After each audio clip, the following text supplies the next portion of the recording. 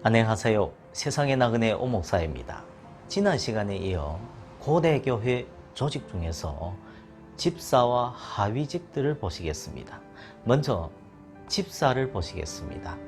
집사는 감독의 오른팔 역할을 했습니다.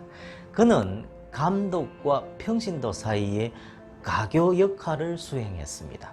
집사는 감독에 의해 임명되고 감독 한 사람에 의해 안수를 받았습니다.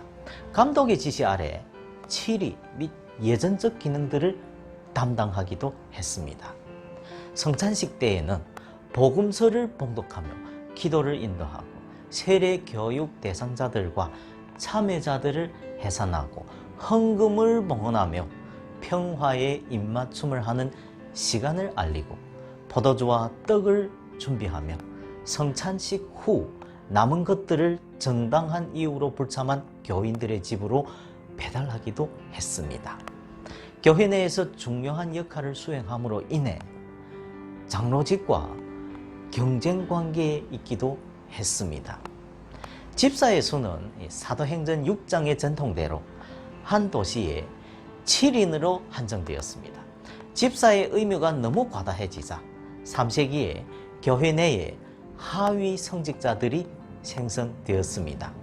예를 들면 성경 봉독자가 그것입니다. 감독 및 장로와 함께 집사는 상위 성직자들을 구성했습니다. 3세기에 생성된 부집사직은 집사직의 보조 역할을 수행했습니다. 그러나 부집사에게는 안수가 시행되지 않았습니다.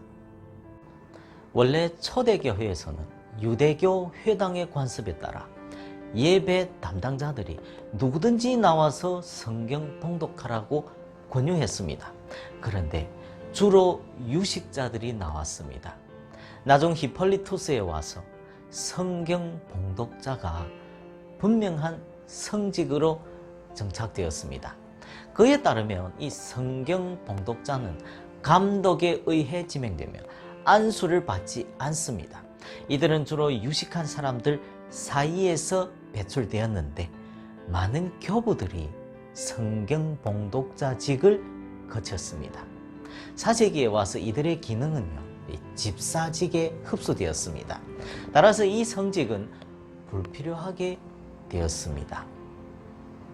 집사가 일부 예배가 끝나고 감독이 축도하기 직전에 예배가 끝났습니다. 회중은 물러가시오 라고 노래합니다. 그리고 수찬 정지자들과 세례 교육 대상자들이 나가고 나면 문을 닫고 성찬식을 거행했습니다. 디스마살 이 단어는요, 예배 후 예배자들을 내어보내는 행위를 뜻합니다. 고대 교회에서 기독교가 관용을 누리고 유아 세례가 일반화되자 이 세례 교육 대상자가 사라졌습니다. 따라서 이 디스마살 이 단어도 불필요하게 되었겠죠. 그러나 비잔틴 예식에서는 아직도 존속합니다. 2부 예배 후에도 성도들을 위한 디스마살이 있었습니다. 로마 예식에서 집사가 예배가 끝났습니다. 회중은 물러가시오 라고 하면 감독은 주님이 여러분과 함께 하시기를 바랍니다 라고 화답합니다. 그리고 난 후 교인들은 하나님에게 감사를 드립니다 라고 응답합니다. 갤리칸 예식에는 주님은 복을 내리십니다 라는 구절이 있습니다. 마지막으로 하위직들을 보시겠습니다. 사제직의 계층 구조화와 함께 하위 성직의 계층화가 진행되었습니다. 3세기 중엽 로마의 감독 바비안에 와서 3, 4개의 하위직들이 생겨났습니다. 복사는 성만찬 때의 감독을 돕는 기능을 수행했습니다. 성전 문지기는 일부 예배의 해상과 성만찬 거행의 시작을 알려주었습니다. 축기자들은 이 집사들이 아픈 사람들을 신방하던 일을 대신했으며 세례 교육 대상자들에게 축귀 행위를 했습니다. 무덤 파는 사람들은 이 사회의 장례 조직과 연합하여 가난한 사람들의 죽음을 처리했습니다. 원래 하위직들은 집사, 부집사와의 이 과중한 업무를 들어주기 위해 생겨난 것입니다. 251년 이 로마의 감독 코르넬리우스가 안디옥의 감독 파비우스에게 보낸 편지에 따르면 로마의 감독 1명, 장로 46명, 집사 7명, 부집사 7명, 42명의 복사, 독사, 축귀사, 문지기 52명이 있었습니다. 그 외에도 1500명 이상의 과부들 및 도움이 필요한 사람들이 있었습니다. 로마 교회는 파비안 때에 7개의 교회 행정구역들, 곧 교구들로 나누어졌습니다. 각 지역에 집사 혹은 집사장 1명이 할당되었으며 부집사 1명과 복사 6명이 그를 보조했습니다. 4세기에 로마에 여러 회중들이 있었으며 각 회중은 장로에 의해 인도되었습니다. 그러나 전 도시를 통틀어 감독은 1명뿐이었습니다.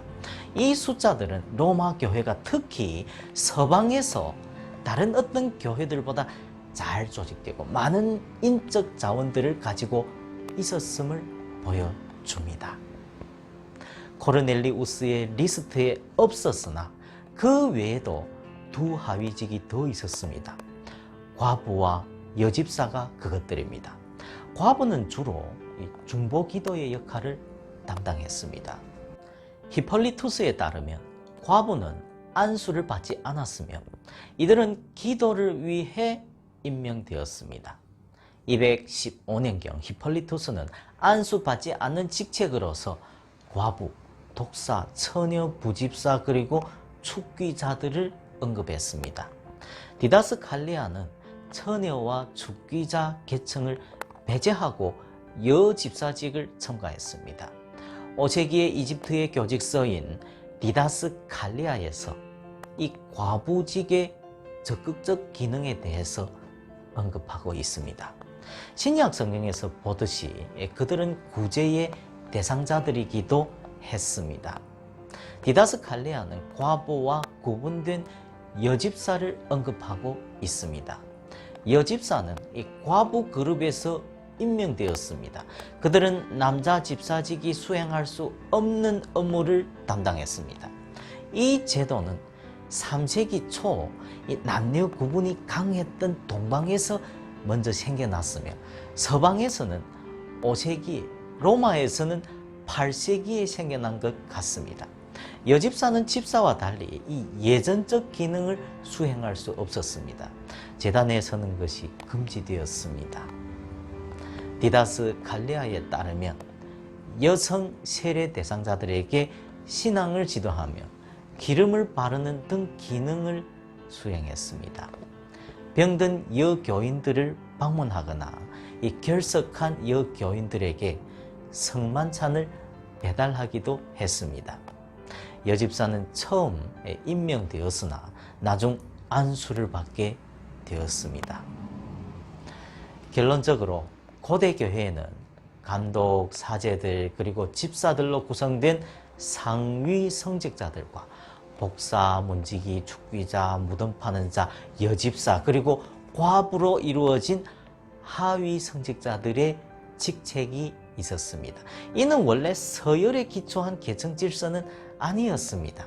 기능이 직위보다 훨씬 더 중요했습니다. 교인은 직위의 최하위에서 최상위로 올라갈 수 있었습니다. 또한 고대 교회에서는 성직자 계층과 평신도직 사이에 엄격한 구분이 없었습니다. 3세기까지 이 성직자 계층도 세속 직업을 가지고 있었던 것으로 여겨집니다. 시간이 지남에 따라 성직 계층화의 과정을 거치게 되었습니다. 따라서 직위가 기능을 대신하게 되었으며 성직자들의 사역이 교회 자체보다 중요시 되었습니다. 평신도는 점차 교회의 신앙생활에서 수동적 역할만 수행하게 되었습니다. 이에 극단적인 모습은 중세의 교회에서 볼 수 있습니다. 그러나 이미 3세기에 그런 모습의 편린을 간파할 수 있습니다. 교구 시스템의 발달로 인해 교회는 점차 구조를 강화하게 되었습니다.